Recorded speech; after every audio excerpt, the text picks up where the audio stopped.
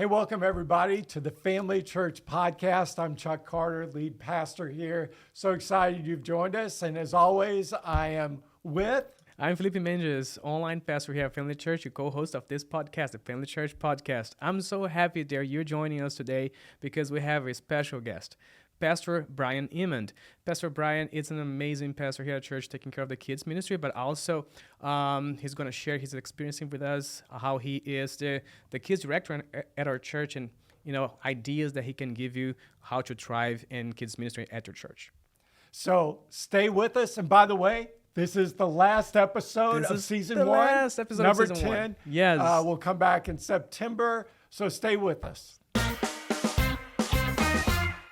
Hey, everybody, welcome. Like Felipe said, we're here with Brian Emond, who is the kids pastor here at Family Church. Brian, tell us a little bit about yourself, how you got in kids ministry, a little bit about your family. Awesome. Well, thank you for having me on here. It's exciting to be here. And, I got started in kids ministry while I was in seminary. God used seminary to bring me into kids ministry. I thought I was going to be a senior pastor when I went. And then God changed my heart while I was there, moved to me and said I needed to do kids ministry full time, which I've been doing for the last 12 years now, last 3 here at Family Church, and it's been a great experience. That's how I met my wife, was in kids ministry at another church. She was on staff there, and Melissa Emond, she's fantastic and wonderful. And still the reason we hired you, just so you know. Okay.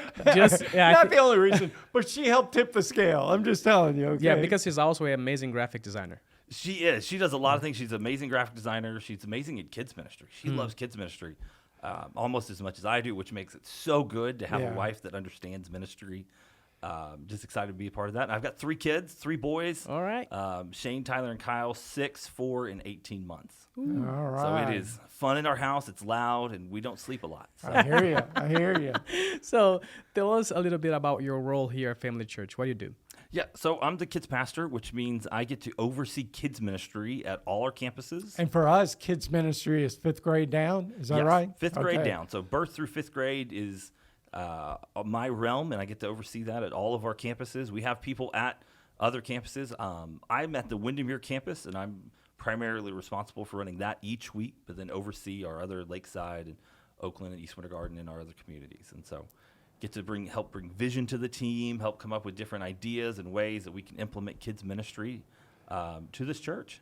Excellent. Nice. Excellent. So our staff knows, that we make kids ministry a priority in our church because I think you can gauge the health of a church many times by its kids ministry, right? Many churches that are getting older, kids ministry is not vibrant, it's not exciting. And usually by the time they discover that, it's too late to do anything about it, right? The church is getting old.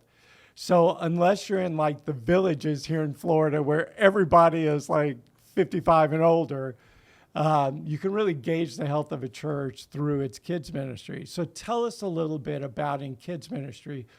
What are you seeing? We're just going to let you talk for a little while. What are you seeing as, number one, your biggest challenge? And in that is, what are the biggest challenges kids are facing today? And then what's your greatest blessing in kids ministry? Yeah, so one of the biggest challenges that we're seeing is the identity movement in kids, where it is starting so young now. It's just evil. It's as young as terrible. 7 years old. Kids are being asked to identify themselves, and also in a way of don't ask anybody else. Where a 7-year-old is supposed to define who they are for the rest of their life. And by the way, it's not just evil; it's demonic.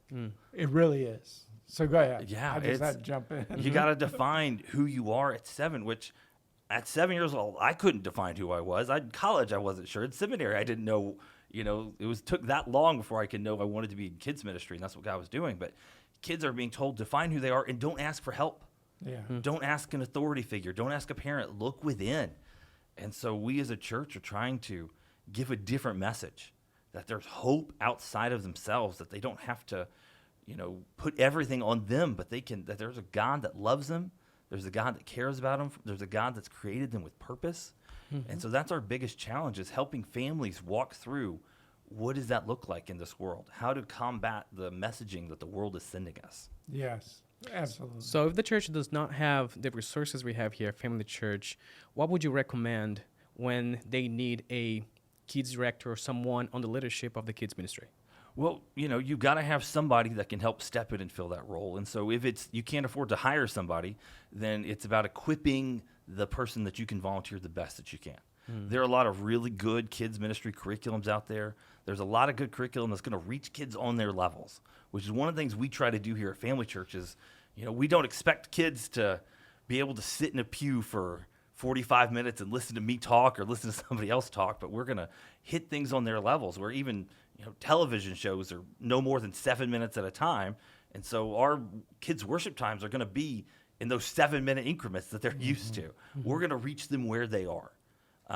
We want to help kids develop. We want to help them grow. But we're going to teach kids the truth of the Bible. Yeah. We're going to not shy away from telling them what's true. We're not going to shy away from telling them the only life-changing thing that can really make a difference in them. Yeah. So if they come to church, you've got them for an hour. Yes. Right? The world's bombarding them the rest of the week, right? So how are you equipping parents and families? What's going on there to try to, in other words, we're coming alongside families to do this. So tell us a little bit about how you're doing that. But we're not getting it completely right. What you think we'd like to even do more? Well, you said it right. We come alongside parents because if they come to everything we offer every week, we have them for maybe 3 hours out of the week, and parents get so much more influence. And so we do stuff. We try to resource parents. We have resource centers at our kids ministry with different topics, with different books that we can provide to parents. We have opportunities in the events that we do where we're doing mother, son, daddy, daughter events to build relationships where it's, if a kid knows me, great, but if they can have a parent that they trust, a parent that they can go to, that is so much better. That's why we have parents come anytime a kid has a new member class. We have parents sit in on the class. And that's designed because we want to have parents be able to talk to their kids. We want parents being able to engage with their kids. And, we want to come alongside and help parents any way that we can. Yeah. In fact, this fall, you'll be having some parenting seminars once a month. Is that right? On Wednesday nights that Angel will be leading? Yes. We've got Angel who's going to be working on different parenting seminars that all of it's designed to help parents, because they can have such more of an influence than what I can. Yeah. I can only do so much, only seeing them, but parents can really make a difference in their lives for their kids. Absolutely. Well, you do an amazing job here. And one of the things as a church, we talked on our last podcast about multi-generational. And I think people don't understand the difference between reaching a 30-year-old and a 50-year-old. But a lot of churches understand the difference between reaching a third grader and a 30-year-old. And so kids worship, kids ministry is so vital in a multi-generational church like that. Also, why don't you share with us a little bit about the programming that you have and what helps feed your ministry, the things around us that are going on that help feed your ministry? Yeah, so we do Sunday morning program where we offer large groups and small groups every hour. What's the difference between those? Explain that. So a large group is going to be a time where you have every kid, we do kindergarten through 5th grade sitting in the same room together, where it's going to look more like a kids' worship service, where there's music, there's teaching from the stage, there's games on the stage, where we're engaging a crowd of people, teaching the different message. And then our small group is where our kids get to break out. Age-based, we do it by the grades here, where they get to know a leader one-on-one, where it's instead of being in a room with 75 or 100 kids, they're in a room with 10 to 12 kids. That's great. They get to be with their friends. They get to make those connections. They get to know people, and they get to be invested by people. We also do Wednesday night programming. Right now we're offering Awana on Wednesday nights, which has been a great success for us here at Family Church that we've launched it back, and it's been great. But also we've got a great other ministries going on that help support kids ministry. Because it's, you can have a great kids ministry, but if you don't have the backing of the church, then it's not going to grow. But we've got stuff like Upward, Yeah. We've got our preschools that we have here that all let us get involved. The kids ministry gets to be involved in all of it. Yeah, so you intentionally do chapel at the preschools, even though a lot of those families don't come to our church. In fact, a lot of those families don't go to church at all. Mm-hmm. So for you, gives you the ability to speak into their lives. Our upward programs, you're there for their celebration events and as much as you can, along with your team. It's not just you, right? It's your whole team. And we've seen how those have been feeders. And now we're about to open up a brand new kids building at Lakeside. In fact, there you go. As we're recording this, a week from now, we're going to have our big celebration at Lakeside for the new kids building.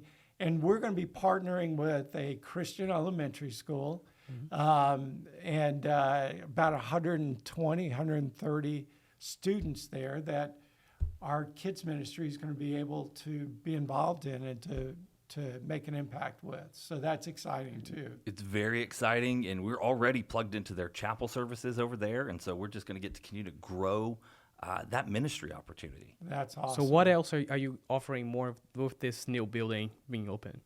So with the new building being open, we're going to have a chance where we're going to get kids out of a portable. Mm-hmm. It's going to show families that we really do care about kids. It's, we're putting our money where our mouth is when we say we support kids ministry. Yeah. We are stepping up and we are giving them a space that's going to be inviting for families. Mm-hmm. It's a kid-friendly space. It's bright colors. It's big, bold fonts everywhere. We designed this space for kids to have a great time, to feel welcome. Yeah. Nice. Feel like that this is a place they can belong. That's one of the things we say in kids ministry a lot is you belong here. Yeah, absolutely. This podcast is geared to not just church leaders, but church members, anybody that's going to a church and loves the church and wants to see the church grow and thrive. And I would say that everybody who's a part of a church should look at their kids ministry and say, are we making this a priority? Yeah. And just here's the way it's played out in our church. We have probably 5 or 6 key people on our staff who grew up through our kids ministry. We have worship leaders, we have tech people, we have student pastors and kids ministers who grew up in our ministry, and our kids ministry laid the foundation for that. And it's just so great to see that, come to fruition. Any last thoughts, Filipe? No, I think this wraps up. This pretty much closes the whole topic. Thank you, Brian, for being with us. For being here, buddy. It's amazing, super exciting to hear those news from you and get to know you a little bit more. So, Chuck, right now is coming to the very end of this season. What is your last somebody has to say? Yeah, somebody has to say it. And I want to be somewhat sensitive, but tipping has gotten out of control. Yes, I agree. Since we've come out of the pandemic, people are asking for a tip for everything in the world. So today I went and got my car washed, okay?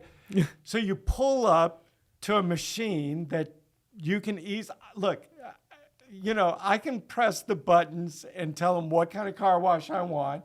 I can put my credit card in. I can determine if I want a receipt or not, all of those things. But do they let me do that? No, there's a guy standing there to press the buttons for me, right? And why? Because the last button is, how much do I want to tip the guy who's standing there pressing the buttons? This is wrong. Dude, just let me do it. I don't want to tip, okay, for that, right? Their specific services is not even a service. Nobody's serving me anything. That's Why right. are you asking for a tip? That is, So here's the other one. There's a place that Zach likes to eat. I'll go, and there's a kiosk there, and you put in your order in the kiosk. Now, you're going to have to go get your own cup. You're going to have to pour your own drink, and they'll call your number, and you pick up your food and bring it to your table, and you clean, you don't leave the tray. You clean your table on the way out, and yet when you place the order, the last screen is how much do you want to tip for doing it. That's right. I don't want to tip anything. No. But then here's the thing. Oh, man. It is a food service, so I'm afraid if I don't tip, somebody's going to spit in my food. so I do tip. But it's crazy, man. You know, They have a screen right there. This guy did not tip. that's it. So here's what I believe. If you get good service, you tip well. That's right. If it's not service, you don't tip. That's right. I agree. It's I mean, fair. But where's this going? Next thing I know, they're going to say at Publix, how much would you like to tip the cashier for checking you out? No, right? you selling me your service or your product. I mean, you're not serving me anything. You're selling it to me. That's right. Just make sure you pay your employees a fair salary. That's or right. A great salary so they don't have to ask for tips. So like let's this. stop this tipping craziness. Madness. Somebody has to say Yes, it. I agree 100%. Talk us out, bro. That was a good one, guys. Thank you so much for joining us throughout the season. It's been an amazing season. Next one is going to be way more exciting with guests. And, Chuck, you have a list of people they want to bring over this podcast, right? Yes. Those will be Not going to give the names right all right, now. all right. We're not. So we're planning everything out for you guys, and it's gonna be wonderful season. Yeah, So, really what we're going to do is we've been talking about family church this Yeah. season. We're going to look at other churches, other Nice. models, other leaders, Yeah.